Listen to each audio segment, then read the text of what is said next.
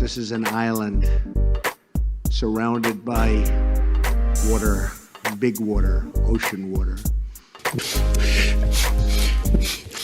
Trust me, I'm like a smart person. I'm very consistent. I'm a very stable genius. I have the best words. Tolerated. I know words. Mike Pounds. I hope they now go and take a look at the oranges of the investigation. But there's no better word than stupid. Anonymous, really anonymous. I'm very highly educated. One of the wettest we've ever seen from the standpoint of water. I had the best words. God bless the United States.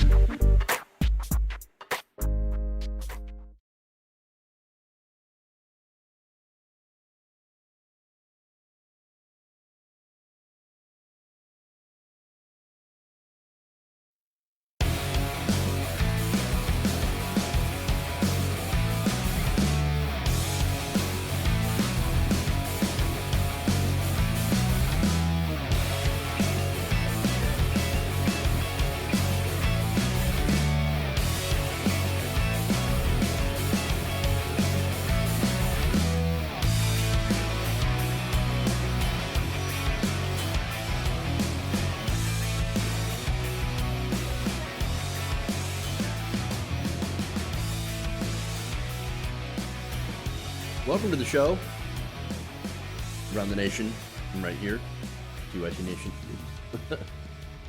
That is not supposed to be there. Hey, I'm supposed to be there, but not that. Okay.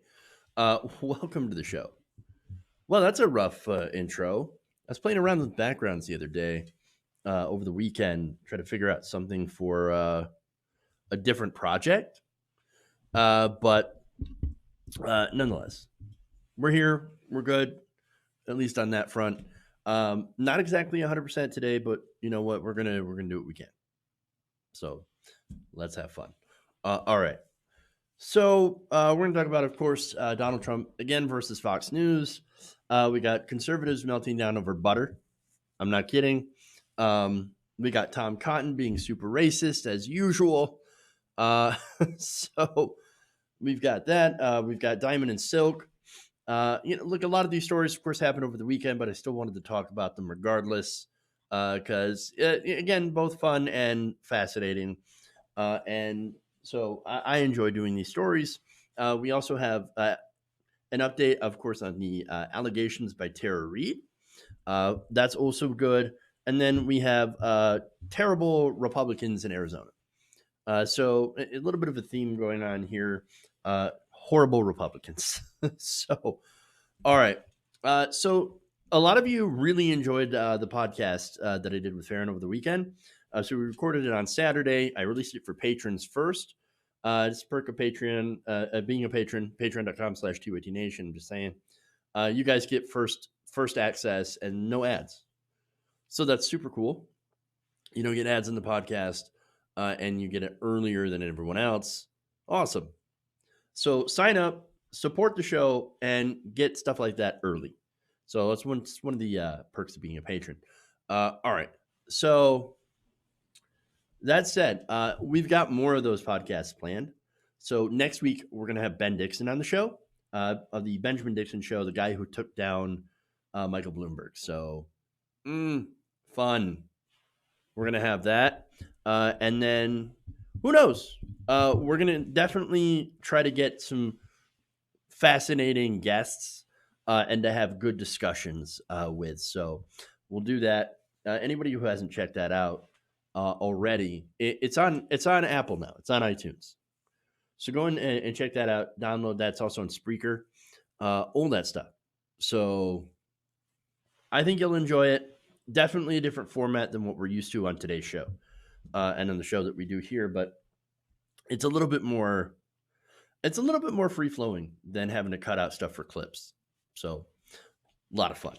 All right. Anyway,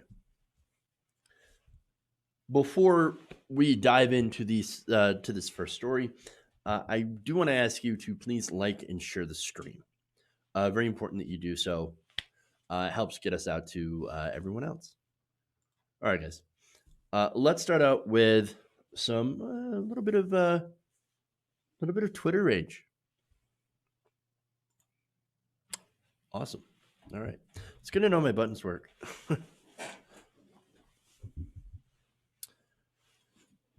So President Trump has once again went off on Fox News, which is always hilarious to see. So on Sunday, he did a Twitter storm, which follows, of course, the network airing an attack ad against Trump from Republicans. So Republicans put together a devastating ad basically showing clips of Donald Trump talking. Yeah. So that's all you have to do now. So now here's what Trump's response was. Fox News just doesn't get what's happening. They're being fed Democrat talking points, and they play them without hesitation or research. Note that the very video in question, the ad in question, all it did was just show Donald Trump talking about, basically anything, right? Any subject, you could substitute that video. In this case, literally, it was him talking about injecting bleach or disinfecting the disinfectant in the UV lights. So that's just a quote of him, right? And so he's talking about, did they play it without hesitation or research? They forgot that fake news CNN and MSDNC wouldn't let Fox News participate even a little bit in the poor ratings Democrat debates. Okay, look, I actually kind of disagreed with that because if you play the debates, then you are likely, especially for people who listen to Bernie Sanders, being exposed to that message. But okay, all right. So now he continues by saying, even the radical left do nothing. Democrats laughed at the Fox suggestion. No respect for the people running Fox News, but Fox keeps plugging to try and become politically correct. They put Rhino Paul Ryan on their board. They hired debate questions to crooked Hillary fraud Donna Brazile and others who are even worse. Chris Wallace is nastier to Republicans than even Deface the Nation or Sleepy Eyes. I'm assuming that's a reference to Chuck Todd. And the people who are watching Fox News in record numbers, thank you, President Trump. He's thanking himself in a tweet. In third person, by the way, are angry. They want an alternative now. So do I. You know, right now, One America News is often sobbing in a corner after that. They're like, but we're an alternative. We'll say anything you want. Just please acknowledge us. Love us like Fox News. It's amazing. But again, the ad was devastating in its simplicity because, again, all they did was just show him saying the things that he said about injecting disinfectants and UV lights. That was it. That's it. It's enough to know or to see that he's insane. Put a light in the body. You go through the skin. You can have it go through the skin. No. That doesn't kill coronavirus. And so, look, here's the thing. So this is a Republican ad. This is not a Democratic ad. This is not the Joe Biden team saying, look at how insane this person is. Like, you want to choose this guy for president? The guy's nuts. And he has no idea how to lead the country. No, this is a Republican ad saying that. So where's the Democrats? And that leads me, of course, to the conclusion that, and we've known this for a long time, so it's not exactly me coming to a brand new conclusion about this, but Democrats suck at messaging. Republicans are actually really good at messaging. They're good at pointing out that the guy's a clown, essentially a carnival barker, and that he is absolutely unfit to lead. And so, but of course, one of the reasons that Republicans are so good at messaging is because they don't really do anything other than work on their messaging.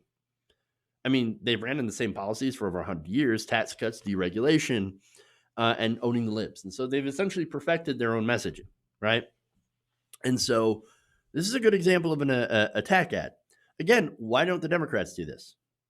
Why don't they run the most vicious attack ads against Donald Trump, calling out his inability to lead during a pandemic? I mean, of course, there's a reason for that, right? It's because Democrats are too busy punching left. I mean, that honestly, like Biden himself had a chance to say that Trump had blood on his hands during an interview, during one of his live streams, right? And what did he do? He refused to do it. He refused to say, oh, no, that goes too far. That goes too far. What Donald Trump did is not good, bad leadership, but I'm not going to say that he's got blood on his hands. Why not? He does. His inaction, despite knowing about the virus, has caused the additional deaths of thousands of people in this country. And we still don't have a handle on the virus. So why would you not come out and say that? You're literally running against him. I mean, would Donald Trump at all stop to say, oh, no, let's not go too hard on Joe Biden? No. That's too mean. No. Already we've seen ads from the Trump campaign calling out Joe Biden for his seemingly deteriorating mental state. So, you want to play patty cakes with that guy, with that team? No, that's how you lose. Like that's how you lose.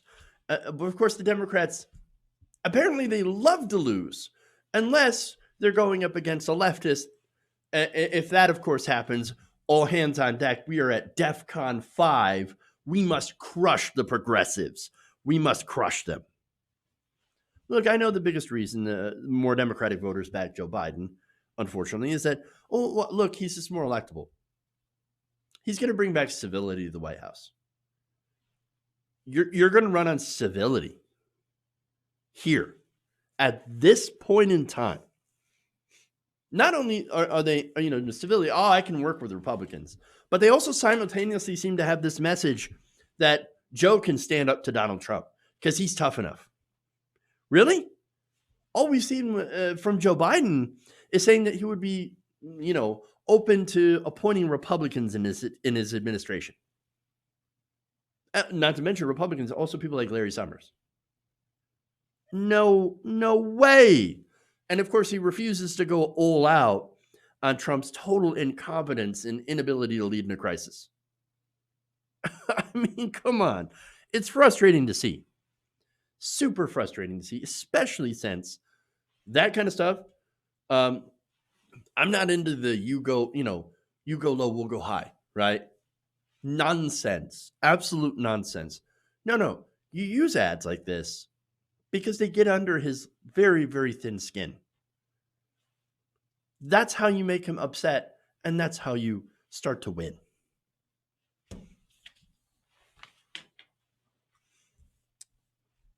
Okay. Moving on here. I mean, I don't know about you, but I am super sick of going too high, right? Oh no, we're better than that. How? How are you better than that? Are you better on policy? Well, yeah. I mean, we're better on social policy. Okay, but what about economic policy? Ooh, nope, not better. We're just gonna say that we're nicer than Republicans and expect to win. Nice doesn't win. We tried that. Bernie Sanders, super nice, great guy. Would have been an amazing president. Too nice. Didn't win. Of course, he was pretty aggressive against Trump, but couldn't be aggressive against old Joe. Too nice. All right, anyway. Let's move on. The whole world is looking for a vaccine. And I wonder, is China trying now to come out of this, trying to save face, look better than the rest of the world, while coming up with the vaccine before the United States? What's happening right now with regards to that kind of science? Well, Maria, the Chinese Communist Party has been stealing America's intellectual property for decades, and they're not going to magically stop in the middle of a pandemic. You know, in almost every state in the union, there are active cases against Chinese nationals. In Arkansas, for instance, they're accused of having stolen proprietary genomes of our farmers in East Arkansas. But in the middle of a pandemic, what's the most valuable intellectual property in the world? It's the research that our great laboratories and life science companies are doing on prophylactic drugs, therapeutic drugs, and ultimately a vaccine. So I have little doubt that the Chinese intelligence services are actively trying to steal America's intellectual property as it relates to the virus that they unleashed on the world. Because, of course, they want to be the country that claims credit for finding those drugs or finding a vaccine and then use it as leverage against the rest of the world.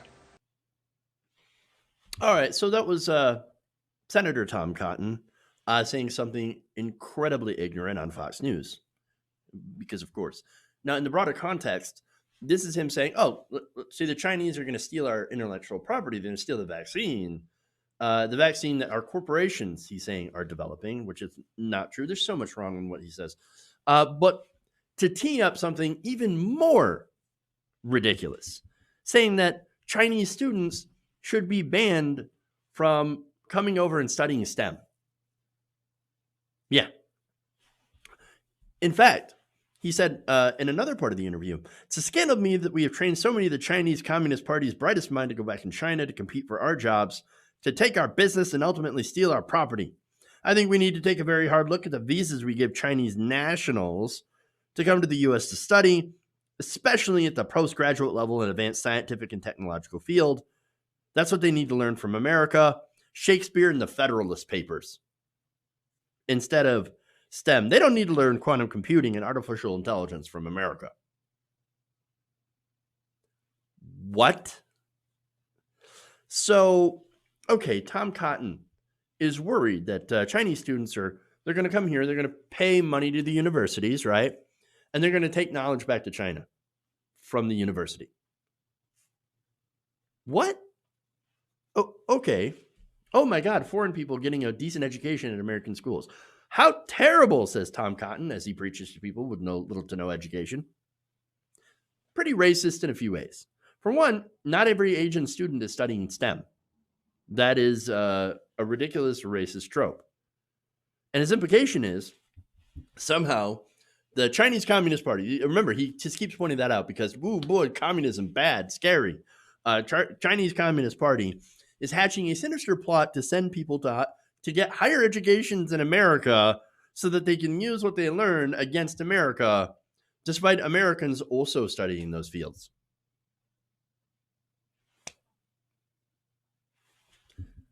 Combine that with the fact that it's just the sheer random stupidity of saying they should be learning Shakespeare in the Federalist Papers. Shakespeare was an American, dumbass. I mean, really, really. So, okay, let's go to some serious points now. Okay, so Tom Cotton is wrong when he says, oh, the Chinese are stealing from American companies who research and innovate. Actually, that would be the American government that does the research. Pharmaceutical companies just profit off the research that's done by American taxpayers in these universities. It's not as if the corporations are funding these programs. No.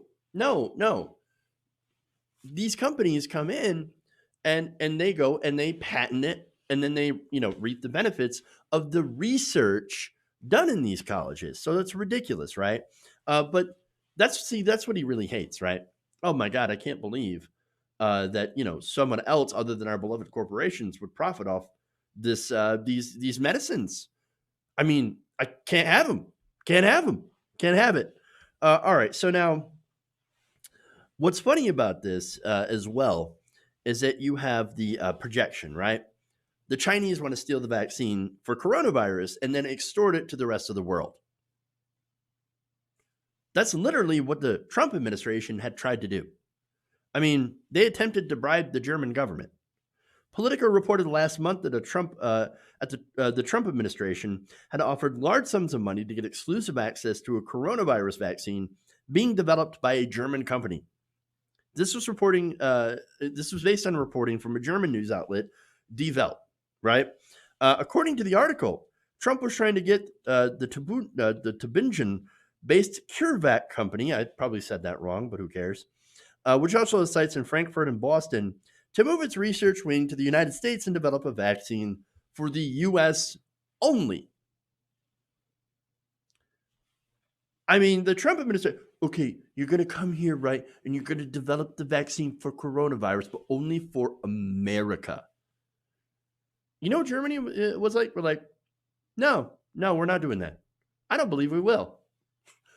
And then had come out and said, yes, they did offer to basically bribe us to develop a vaccine just for America, which would be ridiculous. No, if we're going to have a vaccine for coronavirus, then everyone's going to get it, not just us. But of course, if you follow the logic of the Trump administration, then you would realize that if America does get a vaccine or did get a vaccine, that we would basically extort other countries for it. I mean, there's so much projection here from Tom Cotton. It's absolutely gross and absolutely ridiculous. The other thing is, if you noticed, he's echoing conspiracy theorists, right? Saying that the coronavirus was unleashed on the world by the Chinese, like on purpose. Oh, well, they're going to, it was going to hurt the Chinese economy, and the Chinese didn't want to do this. And so, they decided to release it to the rest of the world so that the rest of the world's economy would be bad. What? All right. So look, now, if you want to blame the Chinese government for not being transparent and not working hard enough to contain the virus, okay, that's fair, right? And not only that, for downplaying the virus, also completely fair. A lot of governments did the same thing. And now, of course, we have terrible results from that, terrible loss of life. But see, you also have to, if you're going to criticize the Chinese government and various other governments, like the Italian government, for example, you would also have to blame the Trump administration as well and point out their flaws in this issue, who didn't face the reality of the virus. And not only that, but we're still kind of denying the reality of the virus as Trump is urging states to open up too soon against medical advice. And that, of course, is going to lead to devastating consequences and already has. And part of those consequences for, Tom Cotton going and blaming China, right, is that some idiots are going to take it out on Chinese people and Asian people in general. I mean, it's already started. You've got hate crimes against anybody who looks Asian, who looks Chinese. And unfortunately, you're seeing a lot of Republican politicians that are basically doing what Tom Cotton has done and say, oh my God, I can't believe the Chinese would do this. And that's going to lead their idiot followers, as I said, to hurt people. And so it is unfortunately a dangerous time to be a person of Asian descent in this country because of this. And it's just like we saw with Middle Easterners, right? People who are Muslims or Sikhs or anyone who even looks Muslim or Arab or whatever. We saw this after 9/11. We saw a whole lot of violence against that group of people. And that's unfortunate. And this kind of, rhetoric from Tom Cotton is going to unfortunately lead to more of that. It's going to bring out the worst type of people. All right. So let's go to some butter. Let's talk about butter. All right. Right-wing conservatives are having a meltdown over Land O'Lakes for becoming too PC. Yes, their butter is now too politically correct.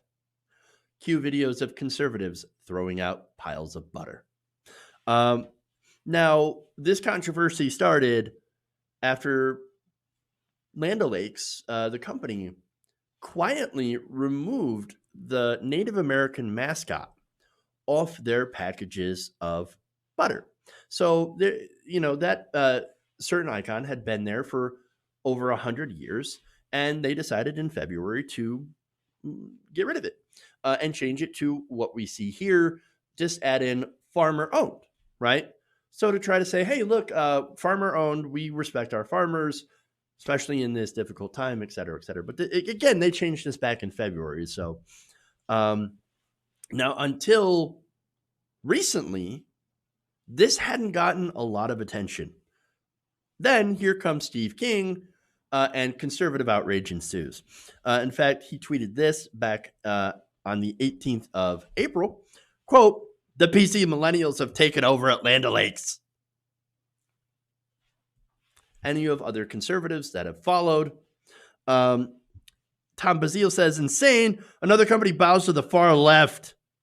Hashtag left political correctness mob. Land O'Lakes. What a shame. Now, here's the thing. What outrage from the left? It's butter. Look, I don't speak for everyone on the left, obviously, but I didn't care. I didn't care about this at all. And I think most people didn't. Like, even a lot of conservatives probably didn't care about this.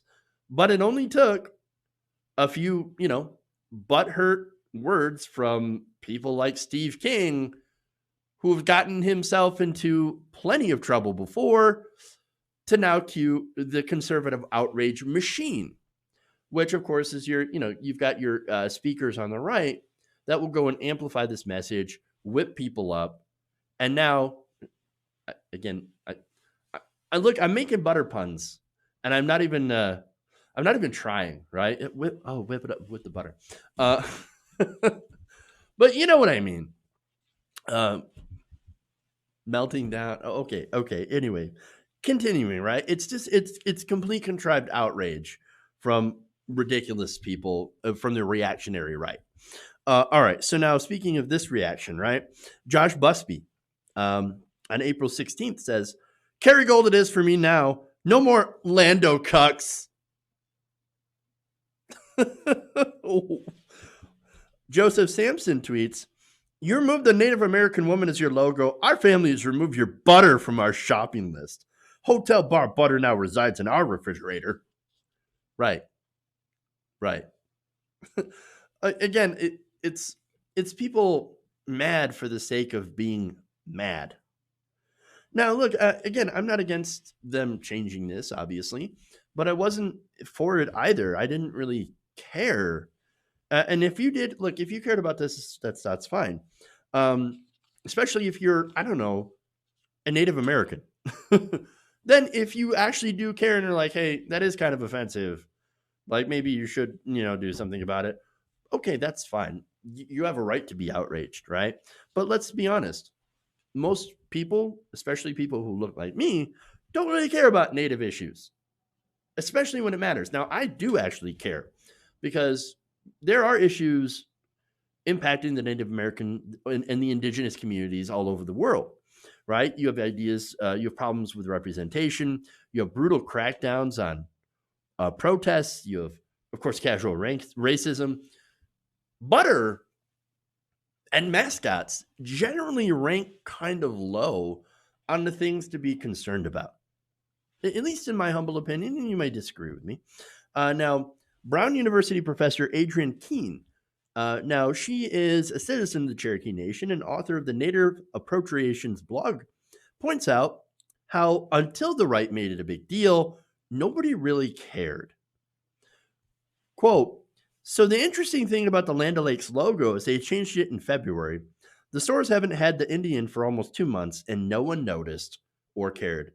Kind of like when it comes to most Native American concerns. Just saying. Of course, there were some fun tweets about this. One person, I don't remember who it was, they said, oh, just like America, they removed the Indian and kept the land. Yep.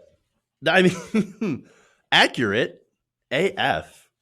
But now, getting back to Adrienne Keene here, she says that she's happy that younger generations won't have to see that mascot, every time they buy groceries. Again, I didn't care if it was there or not there.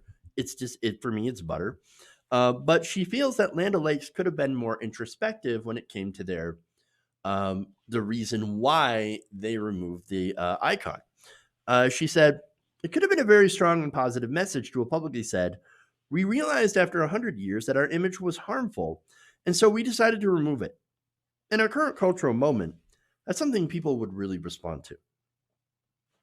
Now, of course, Land O'Lakes changed it, I think, in the way that they did, and it's because they didn't want to emphasize, or I should say, they wanted to emphasize farmers, right, and to avoid right wing blowup. So they're like, we're just going to quietly swap this out. Nobody's really going to care. Oh, look, some people on the right got triggered. Their butter was churned. And so now they're very, very angry. And so what's interesting, too, about this is that there are some that claim to care about, of course, Native Americans and saying, oh, look, some white people got mad about this whole thing. And now you removed a Native American icon from butter. These are the same people that are calling Elizabeth Warren Pocahontas. Not only that, but the same people also ignore issues about tribal sovereignty. And not only that, but they cheer on police and militarized police when they crush, oftentimes brutally crush, pipeline protests. So it seems like they only care when, I don't know, it comes to owning the libs. That's what I get from this. And really, that's where conservative ideology is kind of settled at this point. No substance, no plans, nothing to really make people's lives better. Just a little bit of reactionary whining because, for one, they lost a culture war. And for two, they don't have any other core except for, I like it when you're angry. And in reality, of course, they seem to be more angry than anyone, or the most angry. Weird how that works out. All right. Anyway, I'm going to take a break. We'll come back. We've got Diamond and Silk. We've got just terrible Republicans in Arizona, and then terrible Democrats as well. Not in Arizona, but elsewhere. So stay right here. Please like and share the stream. Super chats always welcome. Comments as well. I'm going to thank some patrons when I come back. Stay right here. Around the Nation.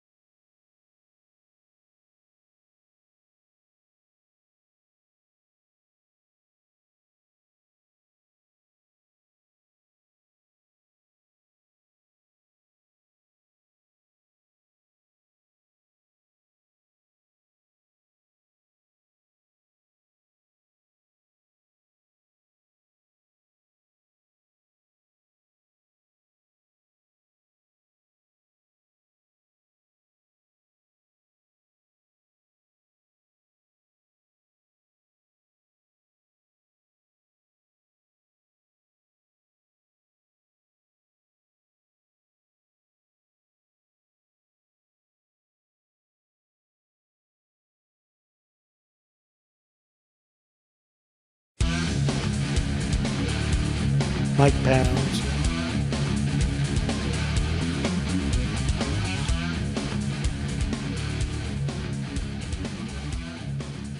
Welcome back to the show. Around the Nation right here. TBT Nation, Jeff Waldorf here with you. All right, so I want to thank some patrons, patreon.com/TBT Nation, so you can support the show. I want to thank McMahon FR and Holland Shaw. So thank you. Patreon.com/TBT Nation. That's again how you can support the show. Channel membership. I got quite a few channel members, by the way. You guys are awesome. Daniel Van Zalen and Mohawk 76416. So thank you for signing up to be a channel member as well. Should probably kill that. There's a wasp in the office right here. So I might have to watch for that. Okay. Anyway, I do not want to get stung. Fun times. Moving on. Let's go to Diamond and Silk.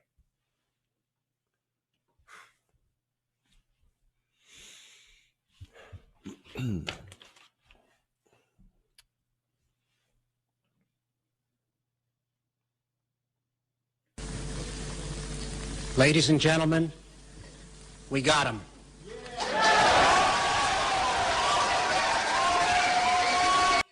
Down goes Diamond and Silk. Down goes Diamond and Silk. Yes, these two Trump-supporting grifters have finally been booted off Fox News. Now they're apparently too extreme for Fox. Yeah. So now why is it that they were kicked off Fox News? The same reason as Trish Reagan. Apparently they were spreading coronavirus conspiracy theories. So let me give you an example here.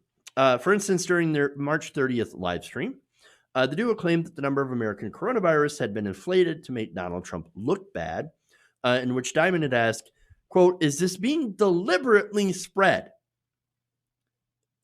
Are liberals deliberately spreading the virus to make Trump look bad?" That was literally what she was talking about.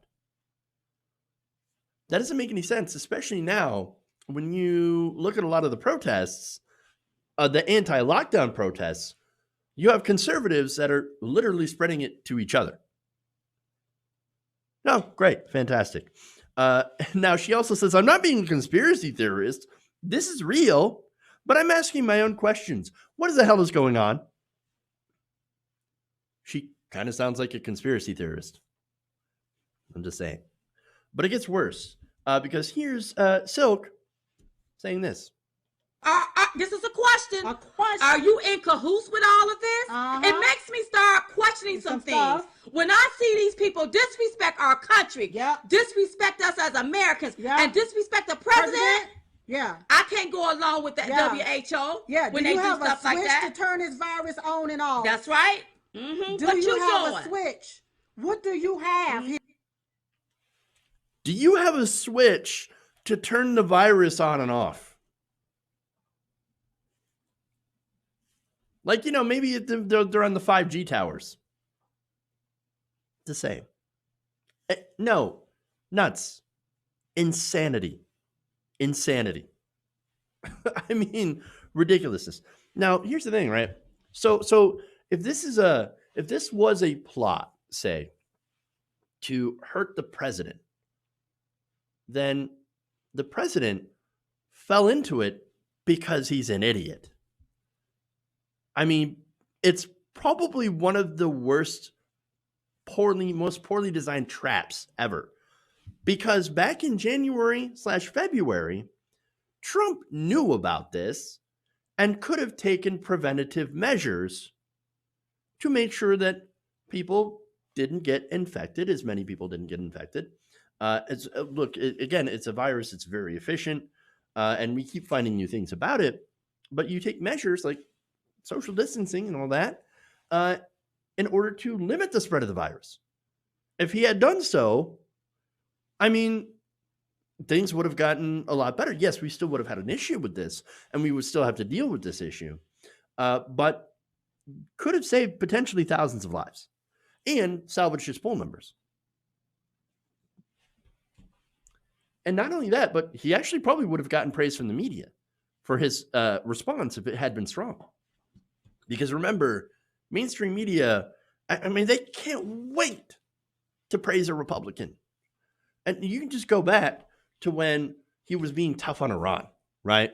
When he was being tough on those Middle Eastern countries, right? So presidential. Oh, this is the day Trump became president. That's what you would hear on ABC and NBC. Of course, MSNBC is never going to be, neutral when it comes to Donald Trump because they make money off going after Donald Trump. And that's what MSNBC does. But look, a lot of these channels, they want to praise Republicans so that they can continue to appear neutral. When in reality, look, they're too neutral, but they're not objective. And so that's a problem. But anyway, to go back to Trump here, he's an idiot. He ignored the science. He ignored the reports. He ignored the facts and the experts all the way back in January, and then downplayed the threat until March. And now we're in the situation that we're in because of that. So Diamond and Silk, they can shove their little conspiracy theories, you know where, right? And so here comes the irony about this. Now, Fox News gets rid of Diamond and Silk, right? Maybe they weren't bringing in the ratings. I don't know. But they still have Laura Ingraham, Tucker Carlson, and Sean Hannity. They still have those guys in the network. They're still in the air. They're still talking about, coronavirus. They're still spreading their own conspiracies. But obviously they're much bigger. They have a big audience. And so we're not going to touch them, right? In fact, Tucker Carlson just ran a segment saying that, coronavirus is not as deadly as we thought it was. And so that's why we need to get the economy going again. In fact, here's a clip from that segment. 15% of everybody in New York State may have already contracted that illness and not known they had it. That's not close to the result that we expected. And it's not the only study to find stunningly widespread infection of this virus. There are many such studies, and they come from around the world. This new evidence means that the virus is far less deadly, a full order of magnitude less deadly than authorities first told us that it was. At the same time, the same research also suggests that the virus is incredibly easy to spread between adults, which is another way of saying the coronavirus is nearly impossible to control. How do we know that? Because we haven't managed to control it. Our national mass quarantine hasn't worked in the way they told us it would. But you never know that from listening to the people in charge. Given the suffering and the disruption these policies have caused, you'd think the people who made them and now are enforcing them would be staying up late every night, double-checking their assumptions against reality. But they're not doing that. They're doing just the opposite. They're ignoring the science because the science indicts their political judgments. Notice how he said, look, that whole quarantine thing doesn't work because it's not as deadly. Oh, now wait a minute here. The fact that, so we're over 55,000 deaths now. Over 1 million people are known to have it just in the United States alone. That number could have been a lot higher if they didn't have the quarantine in place. Tucker Carlson looks at that and says, the quarantine never worked. I mean, we had declining deaths anyway. No, it's because of the quarantines. It's because of social distancing. It's because of all those measures that the amount of deaths is going down because the amount of new infections is slowly going down. The whole purpose of, staying in is to flatten the curve, to make those go down. That's not evidence that we didn't need a lockdown to begin with. My God, that's dangerous. He's going to get more people killed because, it never works. So let's just get everybody back to work. And of course, the whole reason they want to get everybody back to work is because in a lot of cases, you have unemployment benefits that now pay more than people's jobs. And they're like, that's weird. I'm actually getting paid more to sit on my butt than I would at my job. So what am I going to do? Well, obviously, I'm going to sit on my butt. Not only does it keep me and my family safe from getting coronavirus, but also it it makes sense because it pays more. Their solution is, quick, get everybody back to work so we can yank away those unemployment benefits. When in reality, perhaps the overall lesson should be, maybe we should pay those people more. But again, they don't want to do that because it exposes the bankruptcy of their own ideology of paying people so low that they can barely survive. So send people back to work, risk them and their families. We don't care. Let's get the machine running again. I don't care how many people it crushes. That's about this, right? And so Tucker Carlson, look, he knows that what he's saying is garbage, right? He knows that what he's advocating for, getting people back to work before the experts say it's time, is going to endanger a lot of people, and it's going to reverse the trend. It's going to wipe out all the progress we've made on making sure to flatten that curve. Now, Diamond and Silk, I don't know if they know this. I mean, look, they are grifters. We do know that. They're looking for a paycheck, right? And being a Trump sycophant pays extremely well.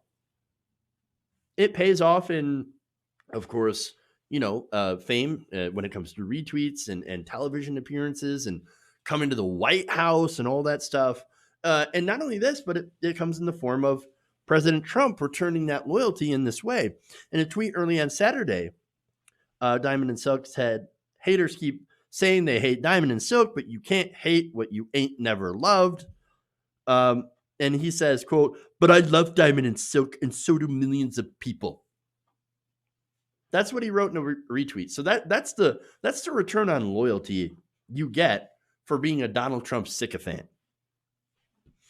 And the reason, of course, the other reason that they are Trump sycophants is because, well, man, look, it pays really well to go and tell white conservative Republicans everything that they want to hear, especially about the black community, about how black people are so bad. I mean, in a way, it's kind of genius, right? Because they're ripping off the white man for their own gain, right? But they're doing so by trashing the black community and spreading dangerous conspiracy theories. So, but again, this would assume that they don't believe in their own BS. And from what we've seen, at least from what I've seen in covering them, the jury's still kind of out on that one.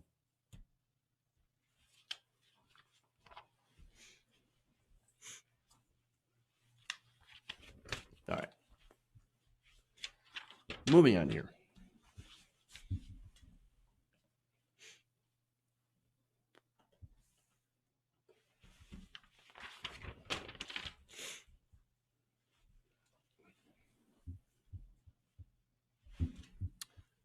Now, Kelly Ward is the head of the Republican Party in Arizona. So she's a GOP chairman, and she really, really does not like medical professionals. She does not like the nurses.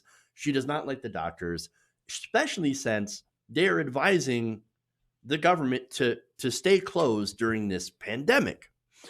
So now she has a new arsenal, I should say a new weapon in her arsenal to fight against the experts by saying and actually encouraging her followers to dress up. Now, she said this on Twitter, planning protests to reopen America. Everyone wears scrubs and masks. The media doesn't care if you're really in healthcare or not. It's the message that matters.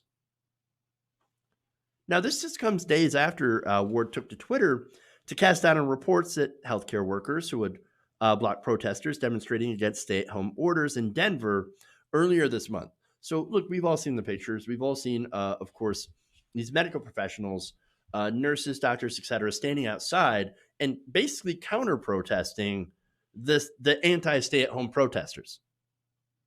So they're out there with their gear, and these right-wingers are out there cosplaying, essentially, with their guns and no masks and not doing social distancing and all that stuff. But they're cosplaying as freedom fighters. Freedom fighters.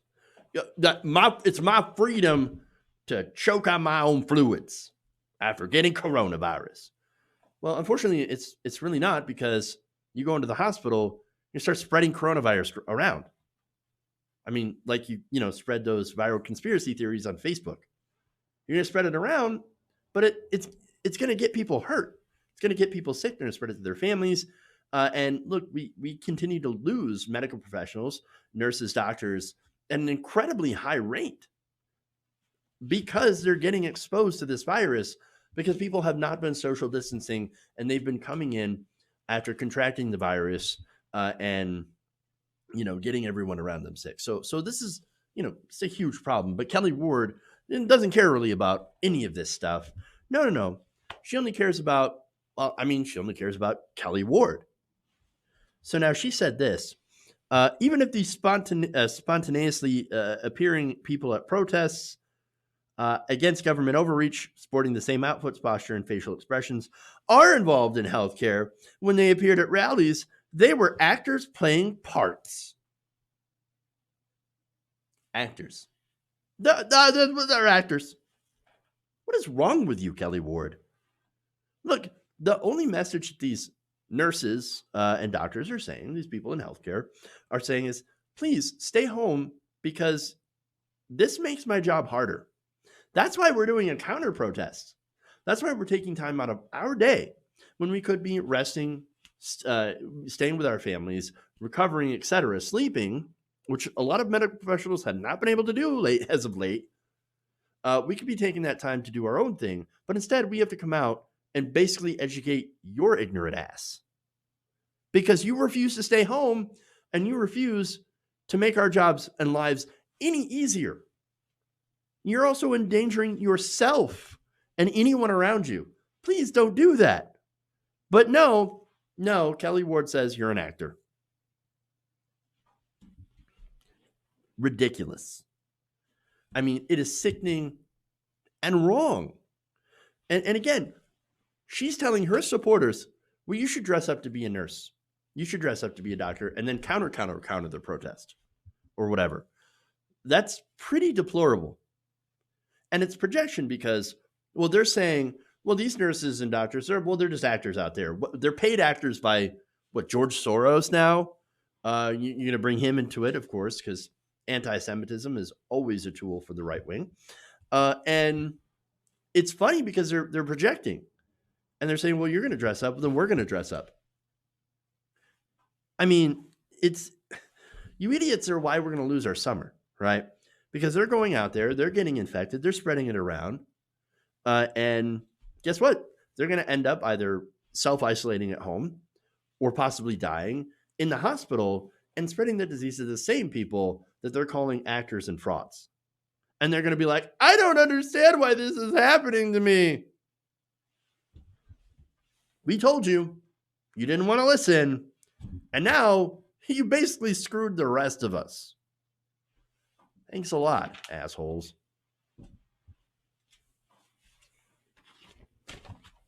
All right.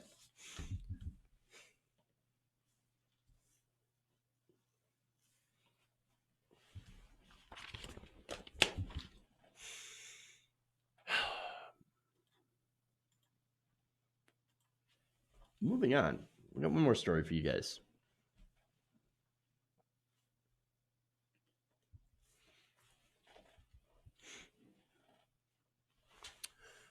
Tara Reade's sexual assault allegations against Vice President Joe Biden recently got another corroborating witness, which brings the number of witnesses to a substantial amount and bolsters her case. So much so that now mainstream media is paying attention. So now, in an interview with Business Insider on Monday, Linda Lacasse. Now, Linda Lacasse was Tara Reade's next door neighbor at the time. And she said that she recalls Reade tearfully recounting the story of the alleged assault when they were neighbors in 1993. She said, quote, in the interview, this happened, and I know it did because I remember talking about it. That's very clear. I remember her saying, here was this person that she was working for, and she idolized him, and he kind of put her up against a wall, and he put his hand up her skirt, and, you guys know the details about that, and she felt like she was assaulted, and she really didn't feel there was anything that she could do. Now, in case you're wondering, right? Because you've got establishment liberals, especially people in the media, especially people that make a lot of money off, touting their resistance credentials, etc., or have a lot of clout. I'm looking at you, at the Krasen Bros, Krasenstein brothers. This person, Lacoste, identifies herself as a Democrat and says, yeah, I'm going to vote for Joe Biden, of course. It's kind of a no-brainer, right? So what do we want, Trump? No, but I do know this story, and I do believe her. She told me this, right? So the Biden campaign, of course, denies all of this and says, oh, no. Joe Biden couldn't have possibly sexually assaulted anyone, even though he has a history of on video, of inappropriately touching women. And there's been a lot of complaints about him inappropriately touching women, all that stuff. But hey, he voted in favor of the Violence Against Women Act. So you couldn't have possibly done this assault at all. Oh, really? That's the excuse. One of many, right? Other than, well, it didn't happen. And it didn't happen because he voted for the Violence Against Women Act. Really, that bill's a layup. Until recently. Until the Republicans, of course, got their own sexual abuser in the party, in office, President Trump. They had no problem reauthorizing the Violence Against Women Act. None. And over the last couple of years is when it started to get, quote unquote, controversial, right? So it's not really a good excuse at all. And actually, it's kind of pathetic. It's a pathetic deflection. So now we know that Reade's brother, Colin Moulton, had also backed up Reade, telling Business Insider that she had told him that Biden had, quote, had his hand under her clothes at some point. Now, Reade says she confronted senior Biden aides about it at the time. Now, the former Biden staffers named by Reade did go on the record with the New York Times and said, oh, no, that was never confirmed. She never confronted me. I have no idea who you're talking about. Reade says she also filed a complaint with the Human Resources offices at the Senate about the allegations of inappropriate touching, but did not file a police report at the time. That, of course, they're saying that there's no record of that. But how often, and here's the question, right? How often do women report these things that get lost within that chain, right? So think of women in the military, right, who try to report sexual assault against their superiors. Well, they can't go to their superior, right? They try to go through the chain of command, and oh, look, it gets lost. That's it, gone. Where'd it go? I don't know. Why didn't you file a report? Why didn't you try to file a report? So that's the situation facing so many women, not only in military service, but also in government as well. You're expected to go against your boss, the person that has a lot of power over you, and in some cases, people like Biden who are incredibly powerful and very well known. There's a huge power imbalance that favors people like Biden over people like Miss Reade. And so, yeah, it's very difficult for women to be able to report sexual assault. Now, Reade's mother, by the way, another piece of evidence that came out is Reade's mother calling into CNN in 1993. So now I want to show you that video here of Reade's mother asking radio host Larry King some advice about what she should do.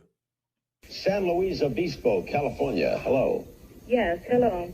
I'm wondering what a staffer would do besides go to the press in Washington. My daughter has just left there after working for a prominent senator and could not get through with her problems at all. And the only thing she could have done was go to the press, and she chose not to do it out of respect for him. Or she had a story to tell, but out of respect for the person she worked for, she didn't tell it. That's true. Now, but these are the people who do come to the Lois Romanos, right? The staff worker who says, I want to let you know about what's going on, either with my boss or the guy down the hall. And a lot of these people have a sense of obligation. They feel that this public official should be accountable if it's something They're wrong. whistleblowers to the press. All right, so look, that was, again, back in 1993. And when asked, Tara Reade said, that's my mother's voice. And now she, of course, recently had passed away. And so she was obviously emotionally moved by hearing her mother's voice again, but had confirmed it on social media. So now, if you're wondering why she didn't actually report it, why she, didn't go to the media as well, which she definitely could have. She said, look, I idolize Joe Biden. I mean, if somebody who is not only somebody that you look up to greatly does something to you, that's going to mess with your head. I mean, if you're discounting this, it shows that you've never been in this situation. And all you're doing is essentially armchair quarterbacking. Well, I mean, I would have reported that in this area. Well, really, have you been in that situation? Have you? Do you honestly know what it's like to have someone who not only you idolize and respect, but has massive power over you do something like that to you? You've got no idea what it's like to be violated by someone that you like and trust. And then you've got those mixed feelings. You've got, the self-doubts, you've got the self-hatred, all that stuff that comes along with it. And so it's an incredibly difficult thing. Now, here's another voice that has turned up to help Tara Reade, sort of, and that's Alyssa Milano. Now, this is after considerable backlash. Alyssa Milano tweeted this: I'm aware of the new developments in Tara Reade's accusation against Joe Biden. I want Tara, like every other survivor, to have the space to be heard and seen without being used as father. I hear and see you, Tara, #me too. I hear and see you. I hear and see you. But I stop short of saying, I believe you. She's so close, man. She's so, so close. So now look, I understand that this puts people in a lot of, in a very difficult situation, right? So now, I mean, the people who've endorsed Biden are probably in the worst situation. They're in a tough spot.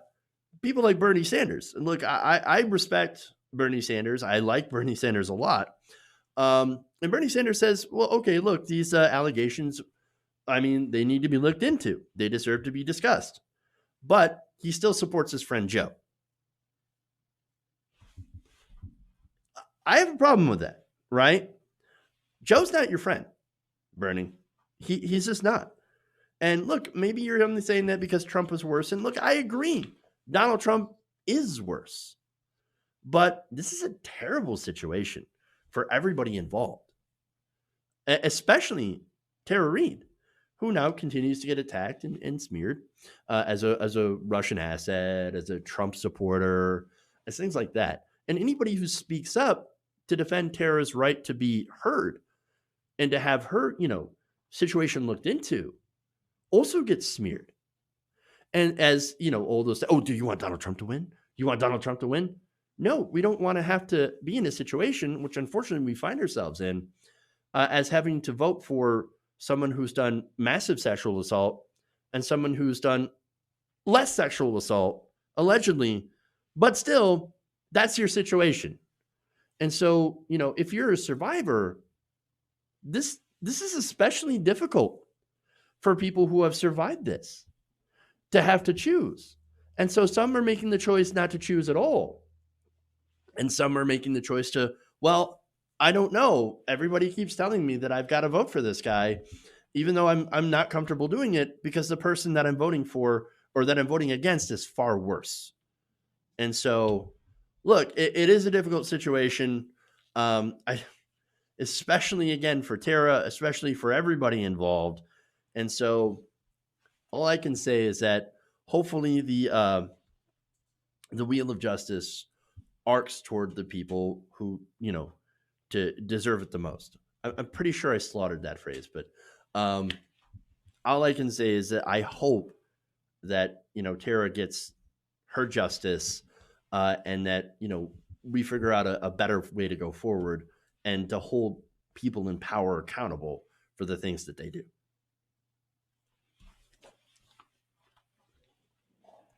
It's arc of justice. All right.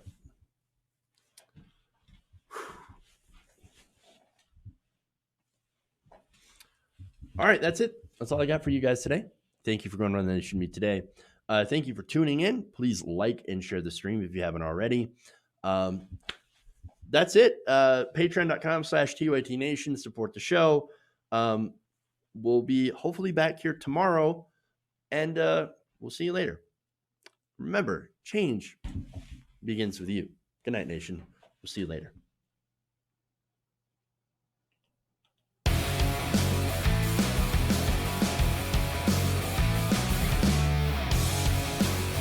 Please splash.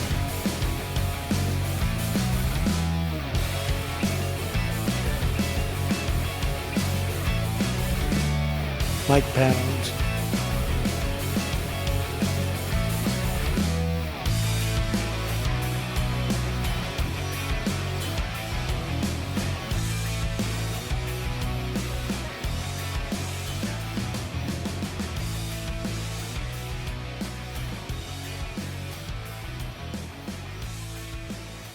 They're kicking me out the door.